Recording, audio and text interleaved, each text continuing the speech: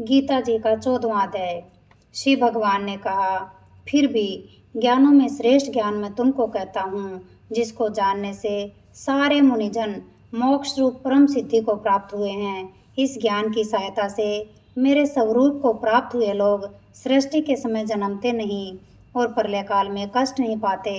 हे अर्जुन, पर ब्रह्मा मेरी योनि है, मैं उसमें गर्भ को रखता हूँ और उसमें भूतों की उत्पत्ति होती है।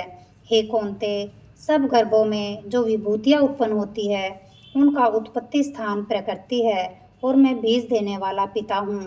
हे महाभाव, प्रकृति से उत्पन्न सत्व, रज और तम तीनों गुण देह में रहने वाले निर्विकार आत्मा को बांध लेते हैं। हे अनघ, इनमें तत्व निर्मल होने के कारण प्रकाश और निरूप धर्व है, जो प्राणी को सुख और ज्ञान के साथ बांधती है। हे कौन्ते, रोगात्मक रजोगुण से तृष्णा और आसक्ति उत्पन्न होती है, जो प्राणी को कर्म के साथ बांधती है। तमोगुण की उत्पत्ति अज्ञान से है, यह नम्र, आलस्य, निद्रा से प्राणी को बांधता है।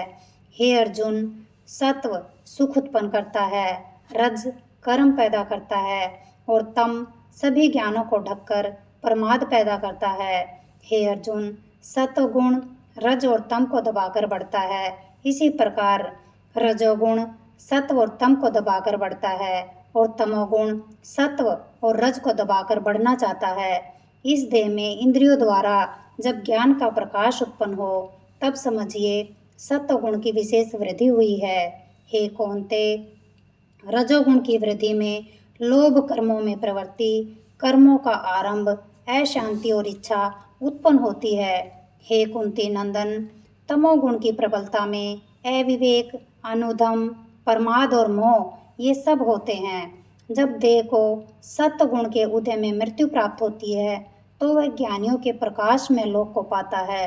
रजोगुण के उदय से मरकर कर्मों में आसक्त मनुष्य जन्म लेता है और तमोगुण के उदय में मरा हुआ मूढ़ योनि में जन्म पाता है।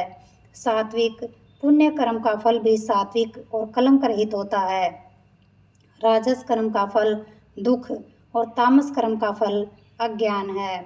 सत्व से ज्ञान उत्पन्न होता है, रज से लोभ और तम से प्रमाद, मोह और अज्ञान की उत्पत्ति होती है। सात्विक पुरुष को उत्तम, राजस को मध्यम और अधम तामसी लोगों को नीच गति प्राप्त होती है। जो दृष्टि गुणों से अलग अर्थात निर्गुण साक्षी मात्र आत्मा को जान लेता है, वह मेरे स्वरूप को प्राप्त होता है।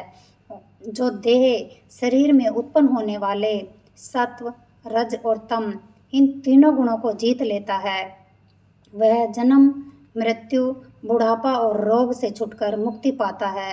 अर्जुन ने पूछा, हे प्रज्ञ, कैसे मालूम हो कि अमुक मनुष्य ने तीनों गुणों को पार किया है? उसका क्या बर्ताव है? किन उपायों से वह तीनों गुणों को त्यागता है? हे पांडव, प्रकाश, प्रवृत्ति और मोह होने से जो दुखी ना हो और निर्वृत्ति होने से उनकी इच्छा ना करे, उदासीन मनुष्य के समान जिसको सभी दुख समान हो और गुणों के कर्म होते ही रहते हैं, यह जानकर जो निश्चिंत रहता है और कभी विचलित नहीं होता, जिसको सुख, दुख, मिट्टी, पत्थर, स्वर्ण, प्रिय, अप्रिय, निंदा और स्तुति समान है, जो धीर है, जिसने सभी बखेड़े छोड़ दिए हैं, उसे गुणातीत कहते हैं। जो अनन्य भक्ति से मुझे पूजता है, वह तीनों गुणों को जीतकर ब्रह्म भाव को पाता है, क्योंकि ब्रह्मा का, विकार रहित मोक्ष का, सनातन धर्म का और अखंड सुख का भंडार मैं ही हूँ। इति श्रीमद्भगवद गीता सुपनिषदो विद्या ब्रह्मा विद्या योग शास्त्रे श्री कृष्ण अर्जुन संवादे विभाग गुण यंत्र योगो नाम 14वां अध्याय समाप्त। 14वें अध्याय का महात्म्य। श्री नारायण जी बोले कि हे लक्ष्मी, संकलद्वीप का राजा एक दिन शिकार खेलने को चला और राजा भी उनके साथ शिकार खेलने चले। संकलद्वीप के राजा ने दूसरे राजाओं के साथ शर्त बांधी कि जिसका कुत्ता शिकार मारे सो लेवे। सब राजाओं ने अपने अपने कुत्ते छोड़े। तब एक सूस्या निकला और उसके पीछे कुत्ते दौड़े। सूस्या दूर निकल गया और कुत्ते पीछे रह गए। संकलद्वीप राजा के कुत्ते ने सूस्ये को पकड़ा।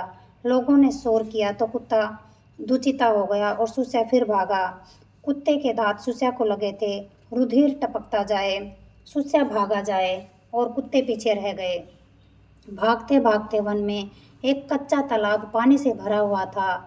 वहाँ एक साधु रहता था। उस तालाब में सुस्या जा गिरा और पीछे से वह कुत्ता भी वहीं जा गिरा। इतने में राजा भी घोड़ा दौड़ाकर वहां पहुंचा तो देखा कि दोनों तालाब में मरे पड़े हैं और देवदेही पककर बैकुंठ को चले हैं। राजा को देखकर उन्होंने कहा कि हे राजन, तू धन्य है, तेरे प्रताप से हमने देवदेही पाई है। राजा ने पूछा, यह कैसे? तब उन दोनों ने कहा, हम नहीं जानते, इस जल के छूने से हमें देवदेही मिली है। राजा ने कहा, मेरे धन्य भाग, जो तुम्हारा उद्धार हुआ है। इतना कहकर बैकुंठ को गए।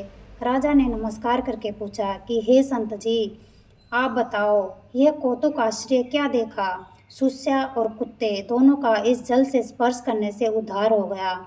यह जल कैसा है? उस संत ने कहा, हे राजन, मेरा गुरु यहाँ रहता था। नित्य स्नान कर गीता जी के 14वें अध्याय का पाठ किया करता था। मैं भी यहाँ स्नान करके गीता जी का पाठ करता हूँ। राजा ने कहा, धन्य है जो आपके प्रताप से ऐसी योनियों का उद्धार हुआ है। मेरे धन्य भाग है जो आपका दर्शन हुआ है। श्री नारायण जी ने कहा, हे लक्ष्मी, 14वें अध्याय का महात्म्य मैंने तुमको कहा। गीता जी की जय हो। गीता जी की आरती। जय गीता माता मैया, जय गीता माता, सुख करनी दुख हरनी तुमको जग गाता। ओम जय गीता माता। अज्ञान मोह ममता को छिन में नाश करे, सत्य ज्ञान का मन में तू प्रकाश करे। ओम जय गीता माता। शरण तेरी जो आवे, तेरी मति ग्रहण करे, पाप ताप मिट जावे, निर्भय भव सिंधु तरे। ओम जय गीता माता। रण क्षेत्र में अर्जुन जब शोकाधीर हुआ, कर्तव्य क्रम तज बैठा बहुत मलिन हुआ। ओम जय गीता माता। तब कृष्णचंद्र के मुख से तुमने अवतार लिया, तत्व बात समझा कर उसका उद्धार किया। ओम जय गीता माता। शरीर जन्मते मरते आत्मा अविनाशी, शरीर को दुख व्यापे आत्मा सुख राशि। ओम जय गीता माता। अतः शरीर की ममता मन से त्याग करो, आत्म ब्रह्म को चीनो उसे अनुराग करो। ओम जय गीता माता। निष्काम कर्म नित्य करके जग का उपकार करो, फल वांछा को त्यागो सद्व्यवहार करो। ओम जय गीता माता। मन को वश में करके इच्छा त्याग करो, निष्काम जग में रहकर हरि से अनुराग करो। ओम जय गीता माता।